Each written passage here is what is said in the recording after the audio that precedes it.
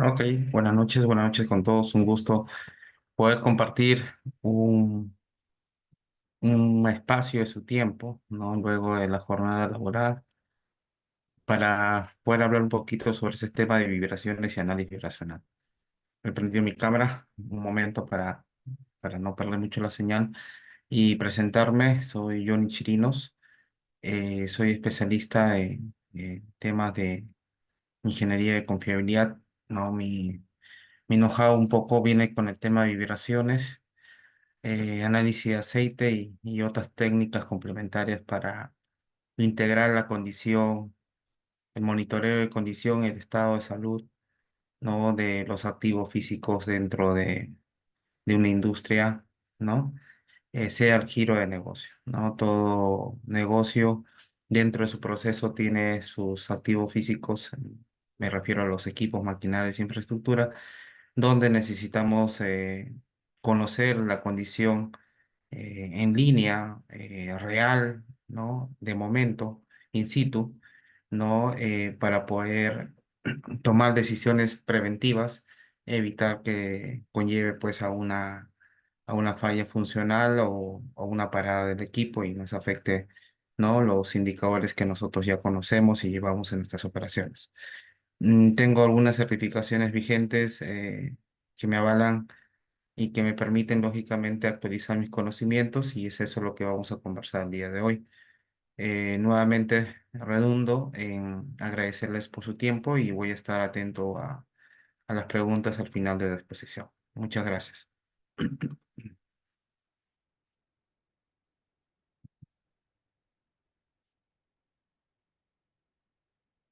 Bueno, solamente comentarles dentro de mi objetivo estratégico, yo denomino que mientras más experiencia ganamos eh, con los procesos, no con las experiencias, por eso que lo pongo un más C. Tenemos que conllevar también el H que significa humildad, D, destrezas, y todo esto multiplicado por nuestra actitud para poder afrontar estas barreras, tanto profesionales y personales también. El mundo de ingeniería nos mueve por el tema de investigación. Hay muchos expertos, muchos colegas que dominan ciertos temas que están en torno de las vibraciones mecánicas y son parte de la ingeniería bastante complementaria para poder dar solución a la diversa problemática en el sector industrial y minero también. Yo vengo a utilizar algunas de mis presentaciones para hablar un poquito sobre estrategias del mantenimiento, la famosa curva PF, que a mí me sirve para explicar un poco hasta dónde llega la predictiva en sí, o sea, hasta dónde llega la analítica predictiva y qué más deberíamos hacer para no replicar, ¿no? Los problemas típicos que suceden en la industria, ¿no? Hablemos un poco sobre el PDM 4.0 y por qué hablar sobre la optimización del plan predictivo, porque es esencial. Necesariamente tenemos que conocer a los activos físicos y sobre todo cómo son sus modos de fallas. Nunca me voy a cansar de decir que, como se dice, prefiero hacer poco y bueno que hacer mucho y malo. Eso significa que si yo tengo un plan de predictivo, ¿no? Donde incluye la técnica de vibraciones, tengo que saber realmente en dónde y cómo voy a emplear esta técnica y cómo me va a servir y para qué, ¿no? Si bien la técnica del análisis vibracional es una técnica bastante completa y compleja también de aplicarla, lo llamo compleja porque si no tenemos en cuenta las correctas configuraciones, los puntos de medición, la instrumentación, ¿no? Los límites, ¿no? Podemos cometer falencias y podemos atribuirnos a que las vibraciones nos dan toda la información que sabemos. Y eso es totalmente falso. Si lo llevamos a un punto de vista de la confiabilidad propia del activo físico, necesitamos sí o sí, ¿no? Eh, Tener en cuenta que si solamente hoy yo voy a monitorear una variable, en este caso que son vibraciones, y solamente me da una confiabilidad del 30 o 40%, no me va a servir de nada, porque el equipo quiera o no quiera, va a parar por otro modo de fallas, en donde las vibraciones mecánicas no me garantizan realmente que necesariamente me va a cubrir, ¿no? Esa detección en forma temprana. Son cositas que tenemos que tener en cuenta, ¿no?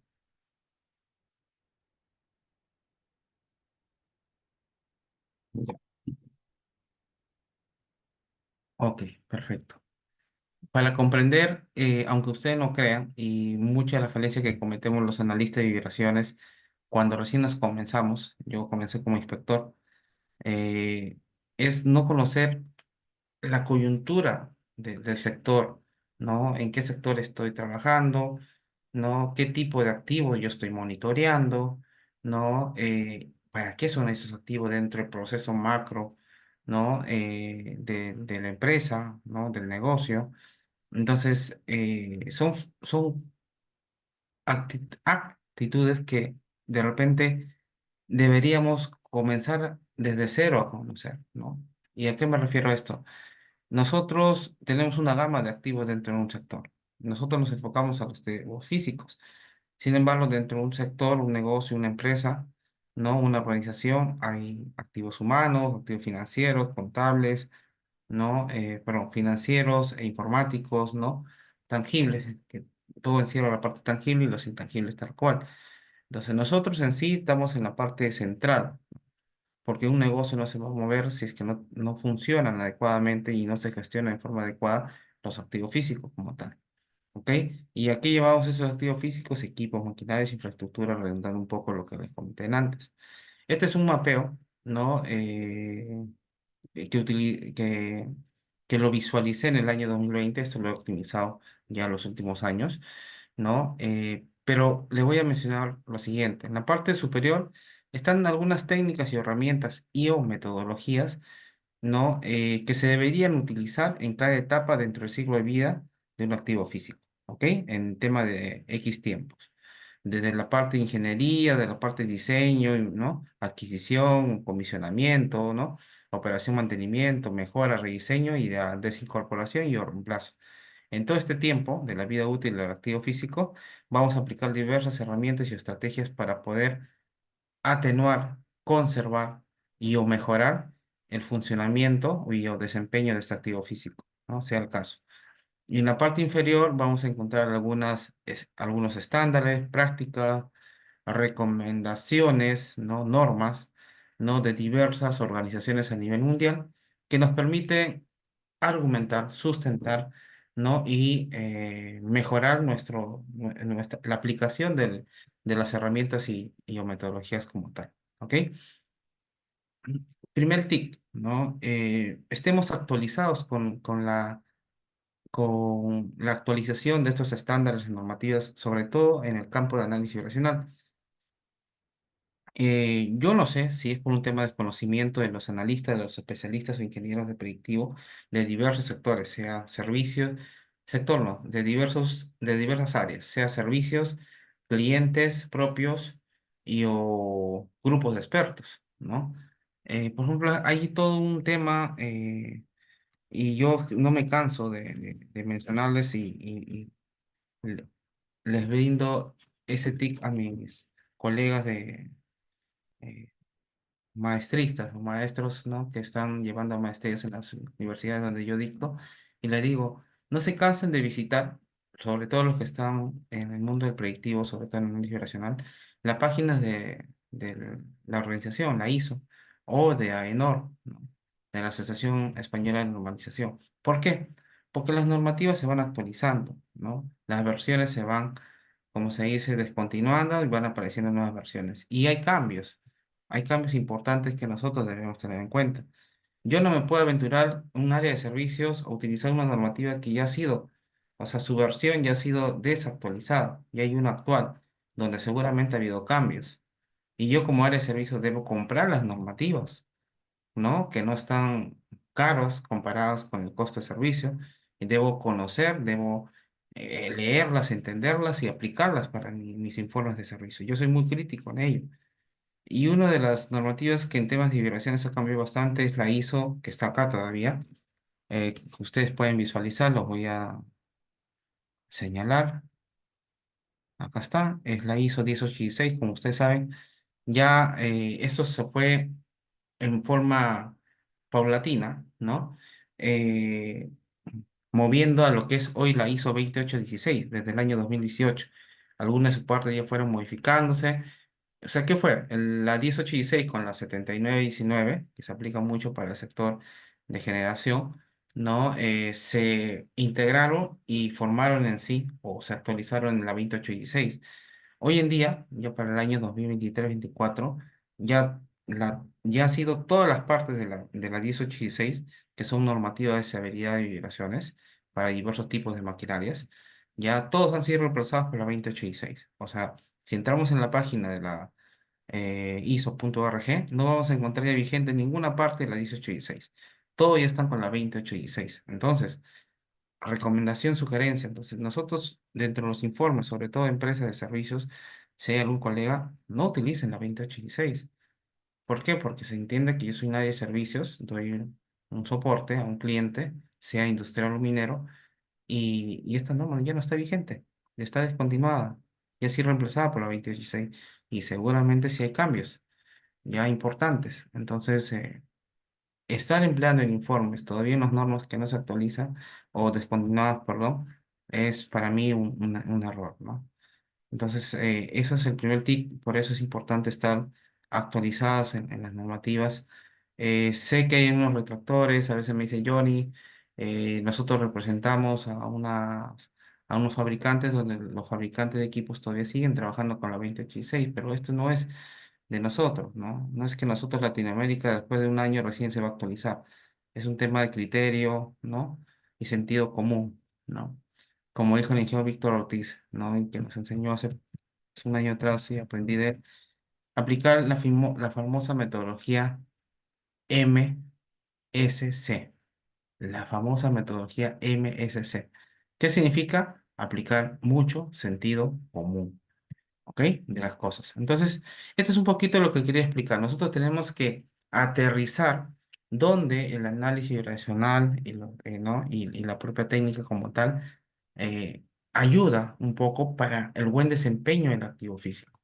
Y como menciona acá, porque la idea no es describirle todas estas partes, ya nosotros en comisionamiento estamos haciendo parte de lo que son CBM, monitoreo de condición, utilizando por supuesto lo que son vibraciones, ya que en muchos proyectos de comisionamiento hay equipos rotativos, ¿no? Hay estructurales donde las vibraciones forman parte del control, monitoreo, ¿no? De esta variable muy importante de las vibraciones mecánicas, ¿no? Ya en comisionamiento hay, pero más adelante ya se consolida mejor con un plan, ¿no? Alineado, como les vuelvo a redundar, en base a los modos de fallas y ya se transforma en lo que es un programa integral de monitoreo de condiciones, ¿ok? Es ahí donde entra a tallar mucho lo que son las variables de análisis vibracional. A veces me preguntan y me dicen, Johnny, ¿podemos aplicarlo desde antes? Por supuesto, o sea, para que tú puedas aplicar mejor todas las pruebas, comisionamientos y luego ya el programa integral, mientras tú ya estés conociendo desde la taxonomía, criticidad y los AMEF, ¿no? En dónde realmente va a tener sentido aplicar las vibraciones y en dónde me va a dar mayor detección o mayor nivel ya de detección de las vibraciones mecánicas, lógicamente es donde yo puedo incluso tratar de sustentar un presupuesto y poder aplicar quizás todo un monitoreo online en tiempo, ¿no? En ruta, ¿no? Y poder tener esas variables bastante controladas porque lógicamente me cierra un porcentaje de detección bastante alto, ¿ok? Esos son algunos tips que les dejo. Lógicamente hay otras normativas vigentes muy importantes que sigo aplicando, que es la 17359, que es para que nos enseñe un poco a poder crear, implementar u optimizar buenos programas de mantenimiento predictivo, la 13379 y la 13380 con el tema de la interpretación, la configuración, ¿no? Y el entendimiento de las vibraciones mecánicas también. Son normativas complementarias para que nosotros podamos conocer un poco más. Otra parte importante también dentro de vibraciones es saber dónde se encuentra en sí la estrategia como tal. Las vibraciones, ¿dónde están? O sea, las vibraciones mecánicas como técnica, como una herramienta muy potencial dentro de la predicción, ¿Dónde se encuentra? ¿Dónde está ese mantenimiento predictivo en sí? Y este predictivo, ¿dónde se encuentra y de dónde nace? Ya, en sí, no, acá no hay mucha ciencia, ¿no? Tenemos dos, la 14224, vigente el año 2016, que seguramente ya estos años debería salir la última actualización, y tenemos la norma europea 13306 del año 2017, un año después. La diferencia entre los dos es que la 13306 nos da una tipología más de mantenimiento que se llama mejorativo, ¿ya? Lo demás en preventivo y correctivo se mantiene como la 1424. Dentro del preventivo está el predeterminado cíclico, que también lo tiene la 14224, pero dentro del mantenimiento basado en condición encierra el predictivo como parte instrumental y está el famoso mantenimiento activo, que no es otra cosa que las actividades que uno ejecuta, ¿no? Como parte de la mejora o, o para que vuelva a las condiciones, ¿no? actuales de buen funcionamiento del equipo, luego que luego que se ha detectado una condición anormal como parte de la ruta de predictivo o monitoreo de condición. O sea, eso hoy en día lo tenemos, ¿no? Lo ejecutamos como parte de nuestro sistema de control. Sin embargo, no lo denominamos necesariamente mantenimiento activo. La norma 13306 sí lo denomina de esta manera, ¿sí? Es por eso la acotación como tal. El correctivo se mantiene igual, inmediato, emergencia, programado, diferido.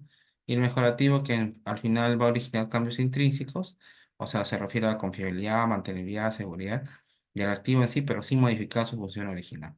¿Y cómo se hace eso? Aplicando pues herramientas, metodologías como TPM, RCM, AMEPS, ACRs, etcétera. O sea, tú realmente vas a optimizar en base a estos indicadores, pero no es que vas a agarrar y le vas a cambiar un motor de mayor HP o mayor velocidad, entre otras cosas, ¿no? O vas a hacer un rediseño. No, a eso no se basa. Tú lo que vas a hacer es optimizar en base a sus procesos actuales.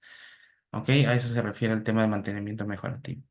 Y es muy importante conocer dónde está ubicado. Es tal cual. El predictivo está dentro de todo lo que es una monitorización. ¿Ya?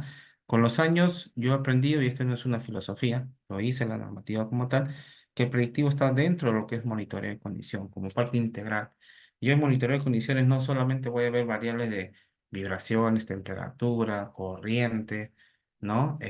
Ruido, no. Voy a verlo todo. Voy a ver variables netamente directas en la máquina como presión, caudal, carga, tonelaje, ¿no? Corriente, voy a ver porcentaje de volumen, etcétera, etcétera. Voy a ver todo el mapeo general de todas las variables del buen funcionamiento del activo físico y lo voy a tener en tendencia. ¿No? Y también voy a aplicar luego ya lo que son el IA, dependiendo, bueno, del sistema que nosotros podamos tener, para que todas estas variables sean analizadas y podamos tener un buen funcionamiento. Ahí entra un papel muy importante que lo aprendí hace un año y medio más o menos en un proyecto de gran minería, que cuán importante es el control de procesos, señores. ¿No? La lógica y el sentido común hace que haciendo una buena operación de mis activos físicos, sus variables no tendrían que alterarse demasiado. ¿No? Y por ende también el buen funcionamiento a lo largo de su vida útil, ¿no? O sea, las fallas se van a presentar, pero lógicamente van a ser atenuadas, ¿no? Sus impactos van a ser menores, ¿ya? Pero la idea es que van a ser detectadas también a tiempo. La gran parte de las fallas dentro del ciclo de vida como tal. Pero cuán importante es el control de procesos y hoy en día lo que es el control avanzado de procesos con la ayuda de la inteligencia artificial con la ayuda de estos software, ¿no? Redundando acá los software automáticos que los llamo, que toman en cuenta toda la data en tiempo real de muestreos de procesos, de recuperación del laboratorio, ¿no? Y ellos mismos en forma automática comienzan a mover porcentajes, cierran, abren válvulas, prenden bombas o no, tanques, niveles, ¿no? Y se van controlando las cargas, ¿no? Van moviendo velocidades. O sea, para mí muy importante lo que es el control operacional, ¿no? La ingeniería de procesos en sí, para también el buen funcionamiento y el comportamiento, ¿no? De estos activos físicos con papel, ¿ok? No les vengo a explicar mucho el tema de QPF porque hay muchos retractores sobre esta aplicación y lo respeto, porque es parte de su experiencia y eso es válido. Yo solamente lo presento porque entender que o sea, el concepto de analítico predictivo, de acuerdo a cómo se aplica, debería ser mantenimiento detectivo, porque al final te dedicas a detectar algo, ¿no? Pero si tú hablas de predicción, tú tendrías que predecir, ¿no? Futuro, ¿no? Y poco hacemos con predicción en sí. Entonces yo digo, ¿no? En sí el concepto debería llamarse mantenimiento de detección. Sí, sí, porque solamente detectas, ya, a menos que tú utilices esa data, ¿no? Y puedes hacer, ¿no? Unas curvas de distribución, proyección, etcétera, que lo hacemos en algunos componentes de desgaste, pero no es que apliquemos al 100%. Yo explico esta curva PF para definir un poco las barreras que tiene que ver mucho en la parte de detección, porque al final nosotros no vamos a hacer nada con la analítica predictiva para poder evitar este inicio de la falla potencial. Casi nada, a menos que nosotros apliquemos ya otros tipos de estrategias de mantenimiento mejorativo, ya, y este tiempo se alargue, porque algún momento sí o sí va a ocurrir, ¿no? Una falla, o sea, se va a presentar o va a iniciar una falla potencial. Y nosotros, con todas las técnicas predictivas, como el análisis vibracional, vamos a poder detectarlo en forma temprana, ¿no? Este modo de falla ya presentada, y vamos a evitar, lógicamente, que suceda una falla funcional, y lógicamente que en este X tiempo pequeño, tengamos, lógicamente, un impacto fuerte en el equipo. Eso tenemos que tenerlo presente. ¿Ok? Como dice acá, esta curva PF representa el estado final de una falla, no la vida útil. ¿Ya? Y aunque no crean, señores, estoy hablando hace 4 años, 5 años atrás, igual hay todavía profesionales, sobre todo los analistas de vibraciones, que desconocen y no saben cómo interpretar la curva PF. A veces dicen curvas de presión, fuerza, ¿no? Y ya a estas alturas creo que un buen analista de vibraciones debe conocer todos estos conceptos, bien o mal cómo se aplican. Conceptos, ya los expliqué acá, de, no, no se trata de eso. Vamos a ver.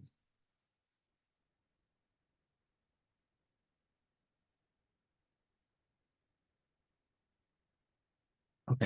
¿Cómo se ve el futuro? ¿Cómo se ve el futuro de la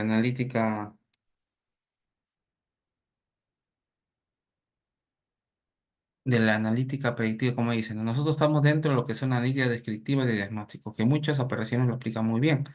Entender lo que ocurre, qué y por qué. Pero en sí nosotros la predictiva es predecir lo que ocurre, o sea, ver futuro.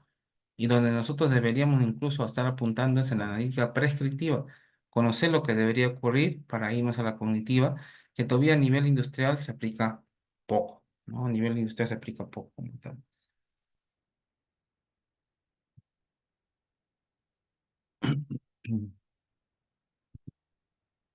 Comparativo de la analítica descriptiva y predictiva, como tal.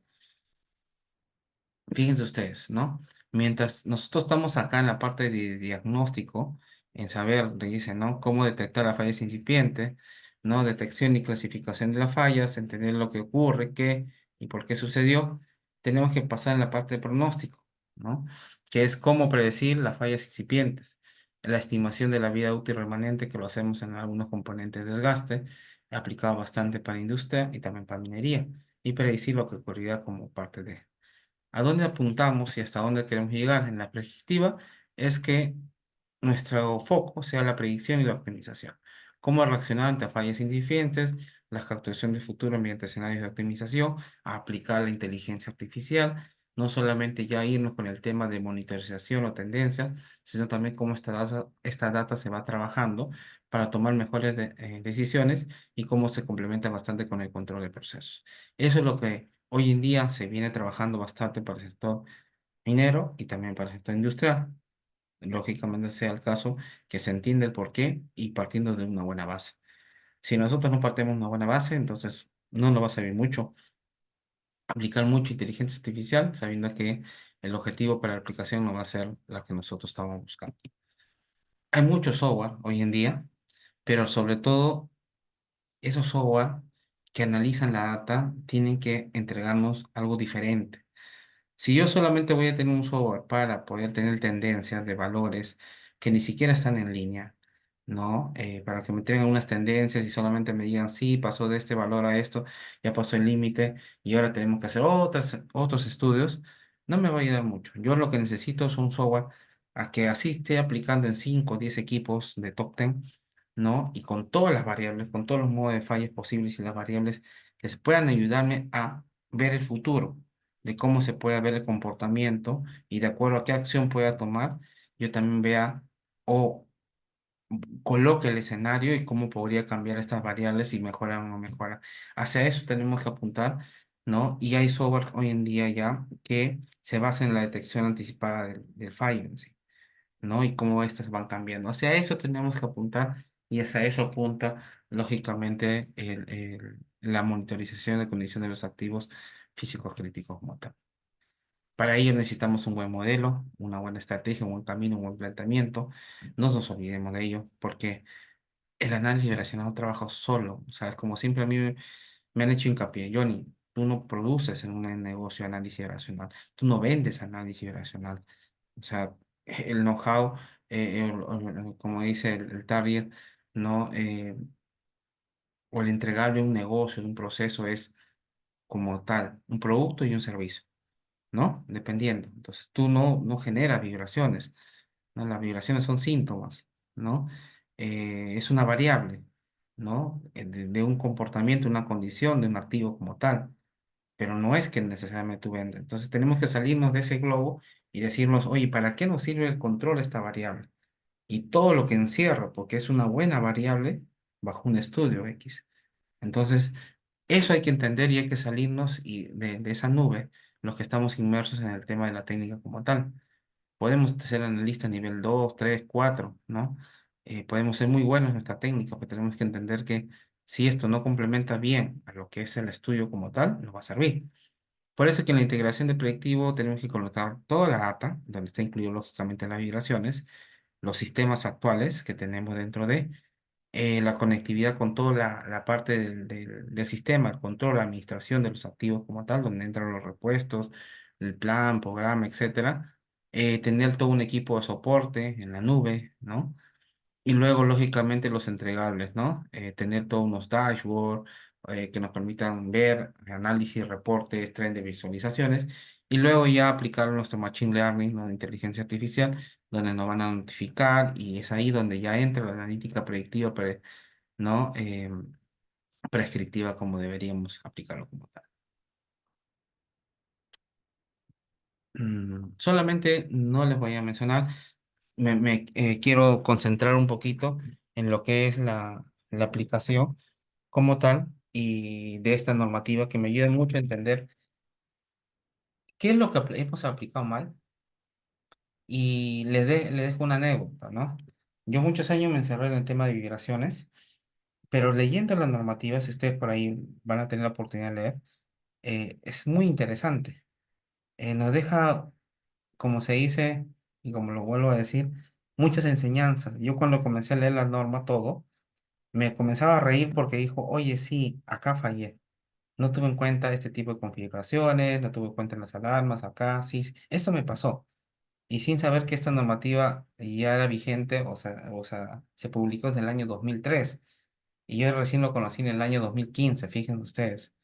¿No? Y cuando lo leía me reía y yo dije, ¿por qué no lo conocí antes? ¿Por qué no lo leí antes? De repente me hubiese ayudado mucho en mi experiencia antes de. Errores se cometen un montón, ¿no?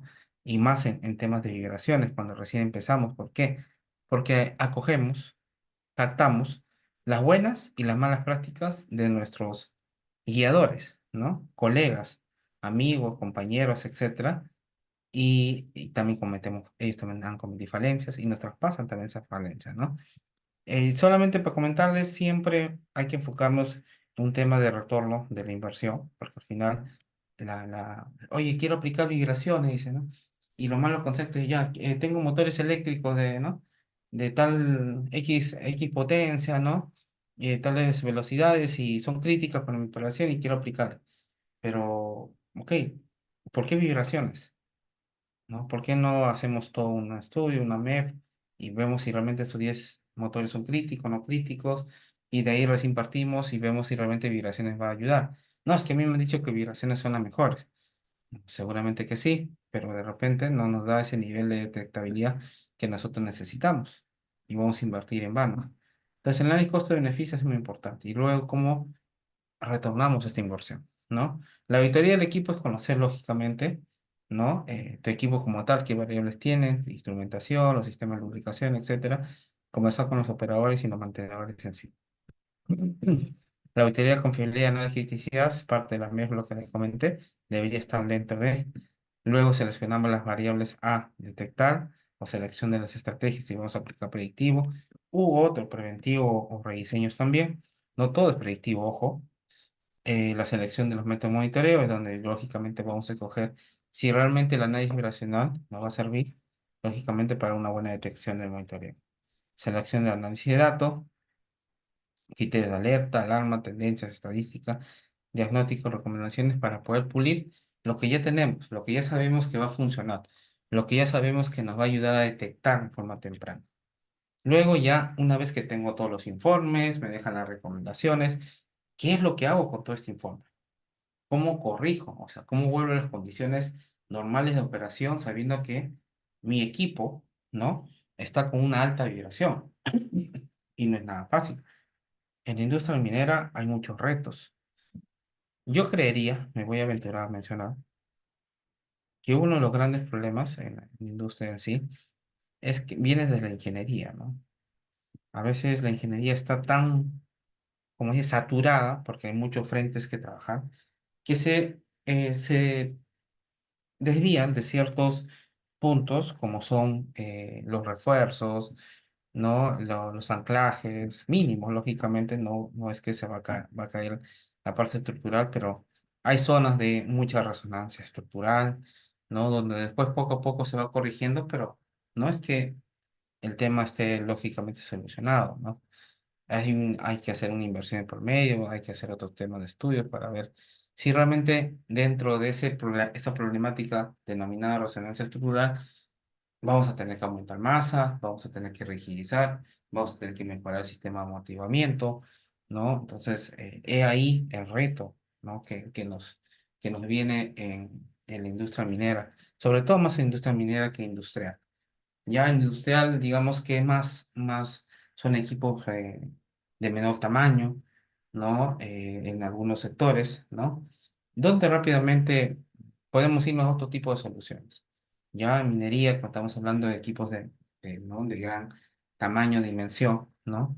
Se vuelve un poco más complejo este fenómeno, problemática que tenemos mucho y se presenta mucho también en muchos equipos. ¿Ya? Entonces, el séptimo paso para esta normativa es muy importante porque de ello va a depender, ¿no? Si realmente llegamos a solucionar una problemática que aqueja mucho a la industria. Básicamente, y luego es cómo hacemos la gestión de los tratamientos de los reportes, la retroalimentación. ¿Por qué? Porque estos informes que se emite de acuerdo a todo el estudio de las variables y de condición, tiene que darnos un retorno y de repente no lo estamos, como se dice, acertando a los diagnósticos, ¿no? Y tenemos que verificar el por qué no lo estamos haciendo. Y eso es muy importante tenerlo presente. Y luego ya la revisión y mejora continua que todo proceso de sistema integrado de gestión lo tiene. ¿Y en qué cosas? En revisión de kits de alarma, indicadores de desempeño, revisión de tecnología, reportes de beneficios. O sea, la tecnología va avanzando. En el mundo de migraciones también. Muy pronto, como usted mucho sabe, la amplificación de vibraciones sin nada de tema de hardware, ¿no? Va a ser automático en muchos equipos que de repente no tengo condición en tema de seguridad para poder entrar o poner cables, pero ya hay temas de escaneo para el tema de vibraciones. Esto no es nada no es una novedad, esto ya en años se viene trabajando que seguramente tiene su pro y su contra, ¿no? La tecnología está todavía cara, ¿no? Poco a poco te va bajando, pero sí las hay, ¿ya? ¿Podemos hacer vibraciones sin ningún poner sensor? Por supuesto que sí, ¿no? Con temas de la tecnología de amplificaciones. ¿Ya? Y así van a haber muchos más, ¿ya? Muchas más tecnologías, cambio de sensores, de repente ya software más sofisticados, ya con inteligencia artificial, donde ya prácticamente nos ayuda a hacer todo, la monitorización, pero hay que recordar, como los grandes colegas mencionan acá, Si la base no está bien construida, el buen entendimiento de por qué, prácticamente esto no nos va a servir de mucho. Así apliquemos inteligencia artificial. Ya, no nos olvidemos, señores, el anexo ISO 18436 parte 2 es lo que nos estructura un poquito, ¿no? Como profesionales, hasta dónde queremos apuntar en el tema de especialización, ¿no? Hay categorías en sí, es parte de un anexo, ¿ya? Y comentarles un poquito, ya concluyendo esta presentación, lo siguiente. El análisis racional